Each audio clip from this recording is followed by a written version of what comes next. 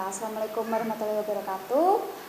Oke, pagi ini masih dengan pembelajaran daring ya. Jadinya terpaksa kita harus by video. Nah, hari ini Ibu mau menjelaskan tentang materi yaitu manajemen. Oke, untuk kelas 10 untuk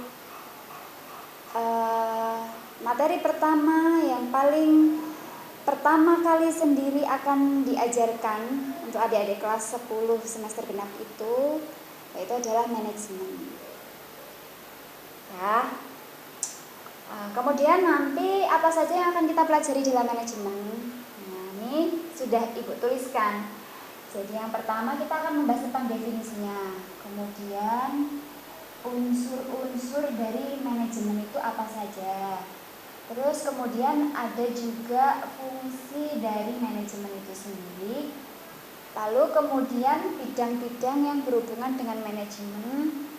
Dan kemudian jenjang manajemen itu apa saja, nanti kita akan bahas di sini. Oke. Nah, yang pertama kita membahas tentang definisi manajemen ya. Pasti adik-adik di dalam hatinya pengen tahu tuh, apa sebenarnya manajemen. Kalau di dalam bahasa Inggrisnya kan manage, sama sih ya, cuman bedanya J sama G. Jadi ini kalau bahasa Inggrisnya itu seperti ini. Dari bahasa Inggris ini kayak ini ya, manage. Artinya kalau dari bahasa Inggris sendiri, kalau di Indonesia kan itu artinya mengatur. Ini dasarnya, dasar sekali. Jadi dari sini udah kita pahami bahwa sebenarnya manajemen itu ilmu untuk mengatur. Nah, apa saja yang akan diatur nanti di dalam manajemen ini? Nanti kita bahas ya. Kalau definisinya sendiri ada beberapa ahli itu berpendapat seperti katakanlah Follett. Ini ada Follett, kemudian ada Guth, kemudian ada Stoner. Kalau Follett sendiri, jadi ilmuwan yang bernama Follett itu mungkin Inggris ya, nggak tahu sih kalau dari namanya Inggris atau mungkin Amerika. Ya boleh-boleh lah ini nama-nama bahasa Eropa. Menurut dia, manajemen itu adalah seni untuk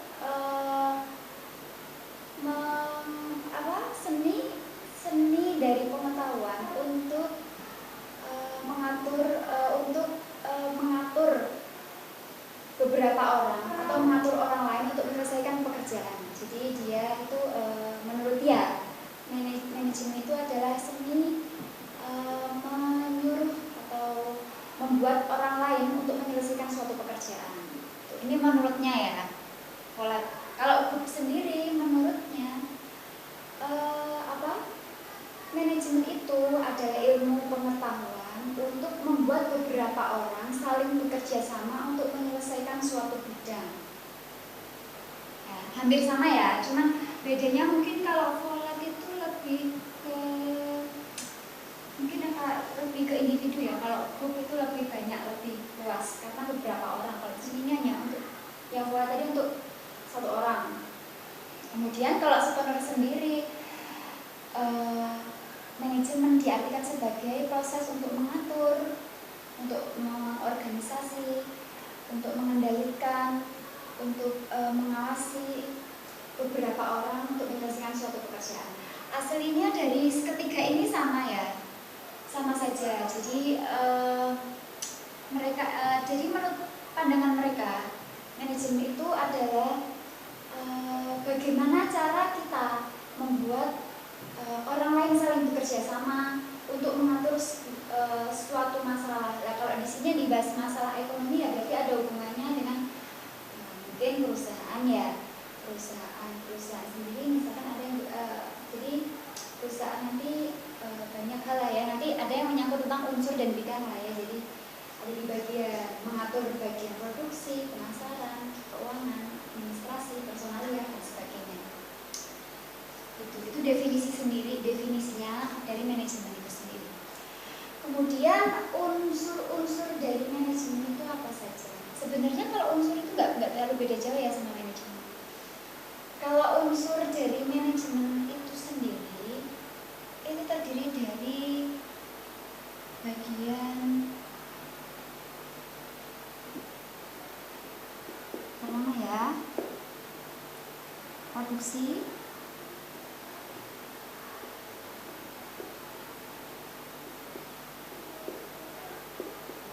kemudian marketplace atau kita sebutnya kalau di Indonesia pemasaran ya. Terus kemudian modalnya juga modal, lalu kemudian tenaga kerja alias sumber daya manusia,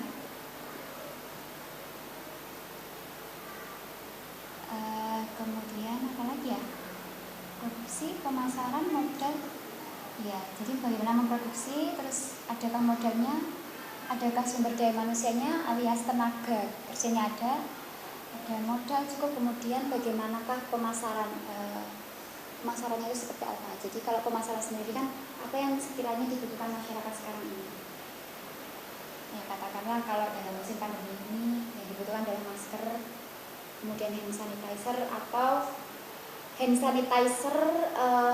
itu sih apa namanya, antiseptik untuk perlindungan diri kita ya selama social distancing ini, itu adalah contoh kecil saja. Terus kemudian obat-obatan ketika nanti kita terjangkit virus, itu adalah cara kita untuk melihat situasi ya, pemasaran alias marketplace. Karena percuma juga kita memproduksi barang-barang yang tidak dipakai masyarakat ya kan. Jadi ya seenggak-enggaknya kalau kita ingin memproduksi sesuatu, kita harus tahu marketplace-nya.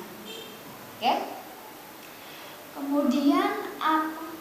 Kemudian apa fungsi dari manajemen itu sendiri?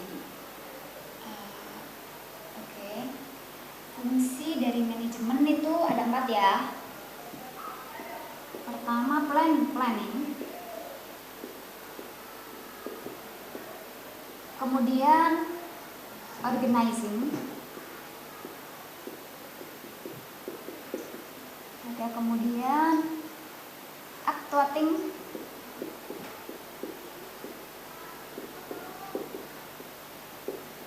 terus kemudian ada controlling ya. Kenapa kok pakai bahasa Inggris gitu ya?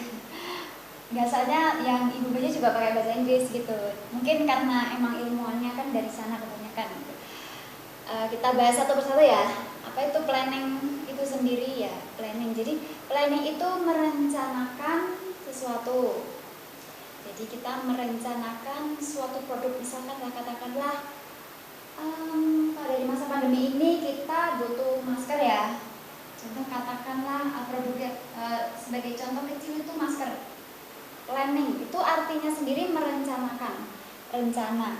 Jadi kita akan merencanakan sesuatu, menyusun sebuah rencana. Nah, rencana kita karena kita melihat situasi pandemi ini yang dibutuhkan masyarakat adalah masker dan hand sanitizer. Jadi kita merencanakan untuk membuat masker, handmade dan juga hand sanitizer. Nah, kemudian setelah merencanakan, kita mengorganizing, artinya kita mengumpulkan.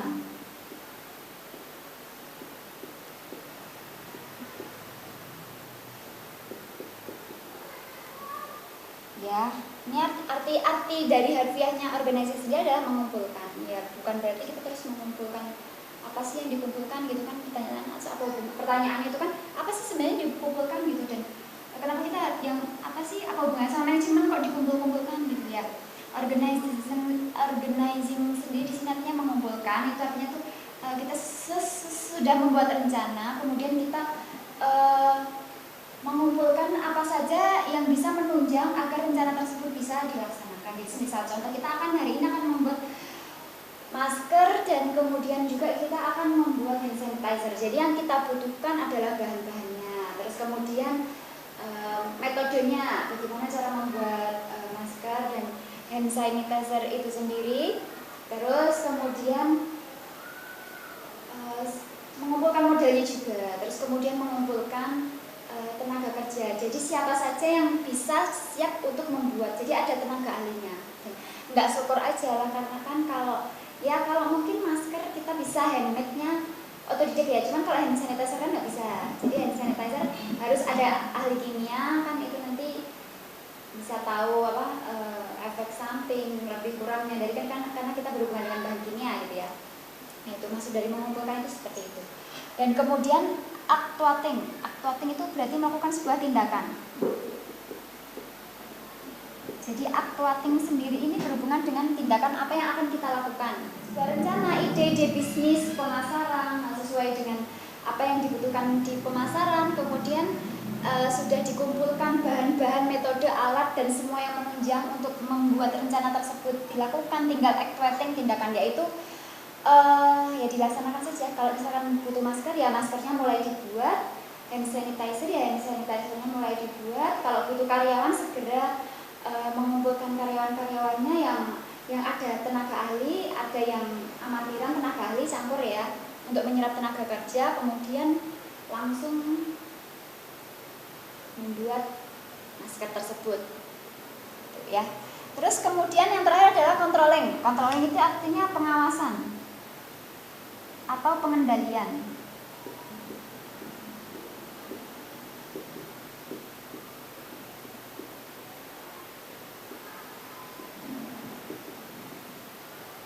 Ya, jadi sesudah semuanya dilakukan, ya ibarat kata katakanlah adik-adik membayangkan tentang bagaimana sebuah perusahaan berjalan, harus ada pengawasan dan pengendalian.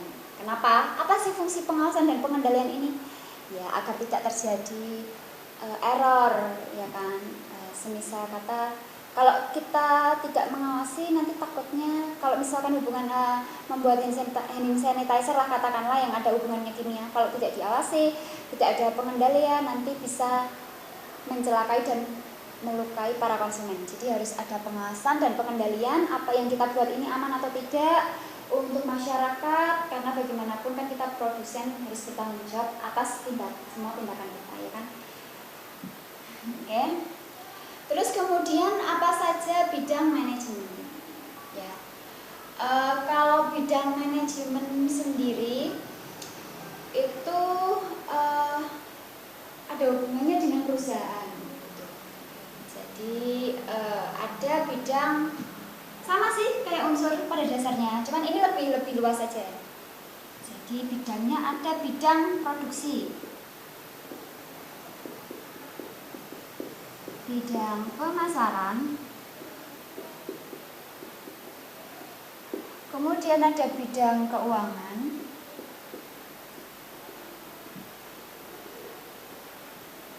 administrasi,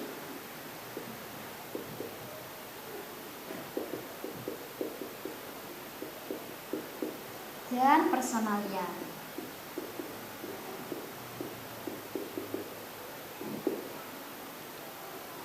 Ya, dan nanti kita akan bahas satu persatu gitu. Kalau di bidang produksi itu sendiri, ini maksudnya gimana sih, apa hubungannya dengan manajemen, ya kan? Kita tanya kan, ya adalah semua itu kan harus diatur kan, ya harus diatur sedemikian rupa, jangan sampai kita kosro, syukur kerja, syukur begini, taunya nanti di akhir malah error, kemudian produknya nanti kita menciptakan produk yang tidak laku di pasaran, atau produknya itu produk gagal, malah melukai konsumen, kan itu kan juga sesuatu yang memalukan, ya kan. Makanya dibuat manajemen itu sendiri. Di dalam bagian bidang produksi, ya katakanlah produksi, jadi nanti apa bahan-bahan yang dibutuhkan. Jadi semisal, nah kalau masker sama hand sanitizer, ya kalau masker bahannya kain, talinya, terus kemudian bahannya kasa, itu gimana cara membuatnya, terus kita harus mencari metode dan bahan dasarnya itu apa, terus metodenya apa, kalau yang dari kasa sekali pakai itu apa, terus kalau hand sanitizer sendiri itu bahan-bahan kimia yang dibutuhkan apa, terus bagaimana metode dan cara membuatnya. Terus kemudian mesin ya, mesin sama metode, ini tadi kurang di sini. Mesin ini unsur dari manajemen, unsur-unsur manajemen. Jadi yang kita butuhkan di dalam manajemen itu apa saja. Ya, kemudian sesudah itu yaitu kita melakukan organizing, actuating, controlling di bagian produksi. Jika sudah ketemu, ya tinggal dilaksanakan. Kemudian pemasaran itu kita juga harus jeli-jeli ya. Di saat-saat seperti ini masyarakat butuh apa yang disenangi masyarakat. Lebih bagus lagi kalau masyarakat itu yang paling banyak dibutuhkan masyarakat, yang paling banyak disenangi masyarakat, kemudian dia kebutuhannya itu kontinu, artinya terus berkesinambungan. Dibutuhkannya juga berkesinambungan, jadi agar kita juga marketplace-nya bagus, mendistribusikan barang kita juga bagus, bisa longitudinal, jadi bisa lama, berkesinambungan, jadi kita bisa untung, bisa menunjang penghasilan kita. Terus kemudian keuangan sendiri bagaimana modalnya. Terus ini harus ada ahli keuangan. Jadi yang dibutuhkan untuk modal itu apa saja, menggaji karyawan itu berapa, modalnya berapa untuk bahan-bahan, menggaji karyawan itu butuh berapa, pajak yang harus ditanggung untuk perusahaan itu berapa. Terus kemudian input dan output keuangan itu sendiri harus transparan dan jelas. Lalu kemudian gaji karyawan juga berapa. Terus kemudian keuntungan yang harus kita dapat agar perusahaan tersebut itu tidak, kalau istilahnya tidak mubazir. Jadi dia berjalannya jangan sampai perusahaan itu berjalan terus nggak menghasilkan apa-apa. Jadi harus menghasilkan keuntungan, yang keuntungan itu bisa untuk menunjang kegiatan perusahaan seperti biaya pemeliharaan mesin, pemeliharaan ketenaga kerjaan, biaya pajak dan sebagainya yang harus ditanggung perusahaan. Kemudian sewa, mungkin kalau gedungnya sewa ya untuk membayar sewa harus cukup gitu. Jadi ini benar-benar bagian keuangan itu harus jeli sekali melihat kebutuhan dan bagaimana untuk kita harus menyeimbangkan antara keuntungan, kemudian marketplace itu harus senada untuk bisa membayar perusahaan tersebut.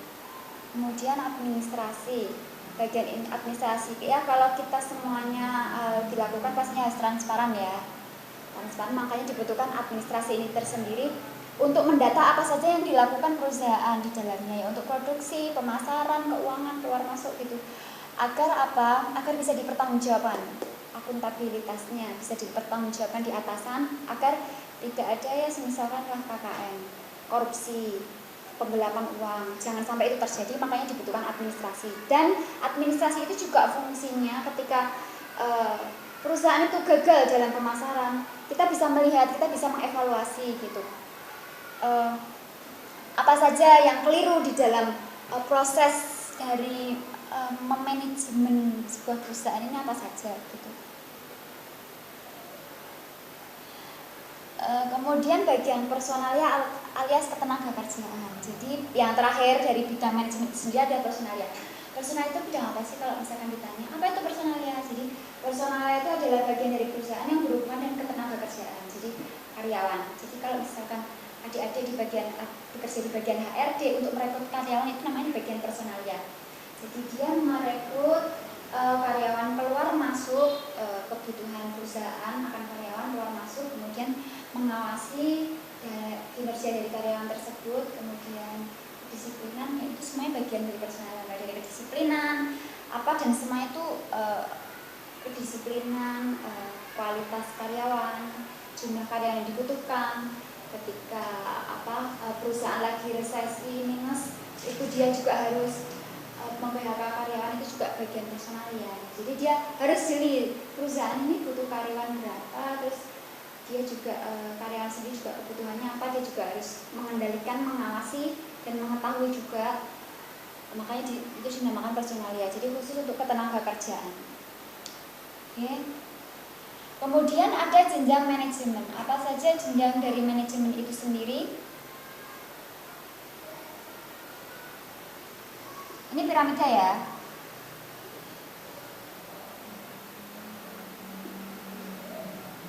Ini atas.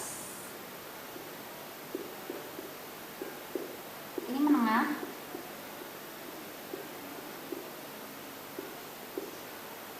Kemudian ini jenjang paling dasar.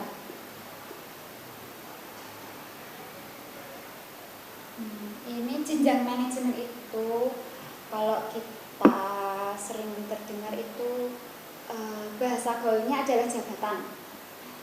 Ya, jadi kalau kita jadi karyawan gitu ya, jabatan apa saja yang akan kita emban itu apa saja. Pasti nggak mungkin lah kalau kita langsung melamar tiba-tiba jadi atasan, kan juga nggak mungkin, mesti harus mulai dari bawah ya, kecuali yang punya perusahaan keluarganya sendiri, itu beda lagi gitu. Kalau dari jenjang manajemen dasar itu contohnya ya, para pekerja buruh yang paling bawah. Jadi misal ini ada kalau karyawan ini ya buruh sales, kemudian ada ya itulah HRD. Oke, kita dari jenjang manajemen personal, jenjang manajemen ya. Nah, kita sudah ada piramidanya. Jadi ada yang atas, menengah, dan dasar. Jadi apa sih ini maksudnya jenjang manajemen ini kok ada atas, menengah, dasar gitu. Bayangkan sebuah perusahaan ya adik-adik, itu kalau kita jadi karyawan pertama pasti kan kita akan dari dasar dulu. Susah lah ya kalau kita tiba-tiba langsung atas gitu, karena kan karena kan memang semuanya itu kan harus dimulai dari nol. Semua harus dimulai dari bawah. Untuk menuju ke atas semua harus dimulai dari bawah. Dengan dimulai dari bawah kita akan mengerti bagaimana susahnya membangun sebuah perusahaan ini, mencari pemasaran itu bagaimana, kinerja harus yang baik itu bagaimana, agar dinilai baik dan bisa naik pangkat itu bagaimana. Ya mungkin juga ada sih beberapa kalau tiba-tiba langsung melamar kok langsung di menengah atau atas ya, bisa saja kalau misalkan yang punya perusahaan itu keluarganya sendiri ya, nggak tahu. Kalau contoh dari dasar jenjang manajemen yang dasar ini contoh apa ya, coba saja ya dulu. Sales, supervisor,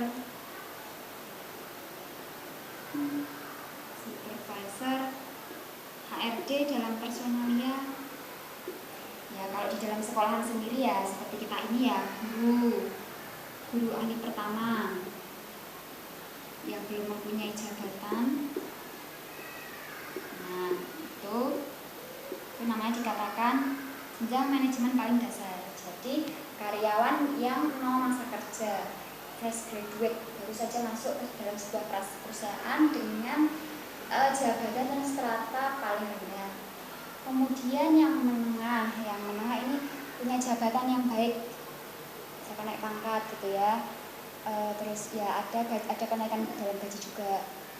Kalau misalkan swasta bisa kita katakan manajer. Tahu kan manajer.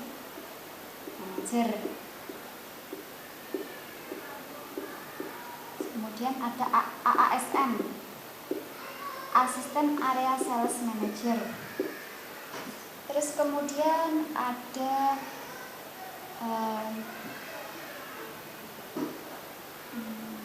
wakil dirut.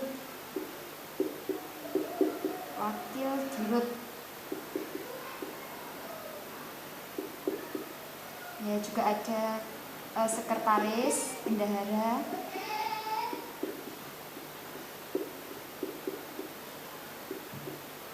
Yang nanti akan membawahi di bidang masing-masing manajemen.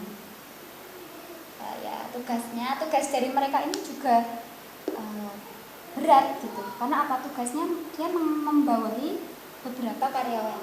Jadi kalau satu aja karyawan kena dan dia belum bisa menyelesaikan di bagian dasar untuk bagaimana perusahaan tetap untung, pasti dia kena juga gitu. Kalau misalkan salesnya, misalnya saja di dalam produk pemasaran, salesnya melakukan kesalahan, tidak tepat target. Kalau manajer tidak segera mencari sales yang punya kemampuan, punya talenta di dalam memenuhi target, ini lama-kelamaan dia juga akan bisa terkena imbasnya. Gitu. Kemudian juga berdampak pada ASM, wakil dirut, sekretaris bendahara. Gitu. Terus kemudian apa saja jenjang manajemen ini bagian atas? Ini terdiri dari direktur, komisaris kalau di perusahaan swasta ya. Kalau di dalam sekolah namanya kepsek, kepala sekolah. Kemudian ada ketua yayasan juga bisa.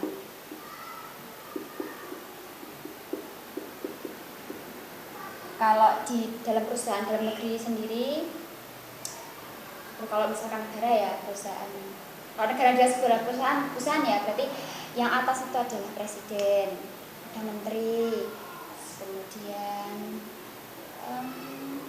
ya itu menteri yang membawahi beberapa BUMN, komisaris BUMN, kan miliknya negara ya kalau misalkan untuk negara. Kalau perusahaan swasta yaitu ada direktur, komisaris, jadi yang punya perusahaan tersebut, yang mendirikan perusahaan tersebut. Nah, sekian itu tadi penjelasan. Ini adalah tugasnya adik-adik di rumah. Di shoot, tolong di shoot. Ini gampang sekali. Ini tugas ini, kenapa ada tugas seperti ini? Agar kita belajar dari dini, dari semenjak dini dan dari hal yang paling kecil yaitu di rumah untuk memanajemen hidup, manajemen mulai dari hal yang sederhana sebelum kita memasuki jenjang perusahaan, jenjang dunia kerja. Kita harus bisa memanajemen hidup kita sendiri ya kan, dari masalah menjadwal diri kita di rumah itu paling kecil, di sekolah. Nah, kita hasil diskusi dengan semua anggota keluarga terkait dengan bagaimana cara menciptakan rumah yang bersih dan nyaman. Jadi itu memanage rumah biar bersih dan nyaman. Mintalah pendapat mereka dan tanyakan tugas apa yang kira-kira dapat dilakukan oleh setiap anggota keluarga. Terus kamu mengatur bagaimana kondisi rumah. Katakan saja rumah itu adalah perusahaan paling kecil, untuk melatih bagaimana kita menjadi seorang manajer, menjadi seseorang yang bisa mengorganisasi sesuatu di dalamnya sebelum nanti terjun ke dunia kerja, dan kita akan mengatur, memanajemen, mengatur-atur, mengumpulkan untuk dilakukannya sebuah tindakan kepada yang berhubungan dengan keuangan. Jadi di rumah dulu. Setelah disepakati tulisan tugas apa yang kira-kira dapat dilakukan oleh tiap anggota keluarga. Nah, kemudian kalian membagi-bagi tugasnya apa gitu ya, biar rumah itu nyaman, bersih, gimana.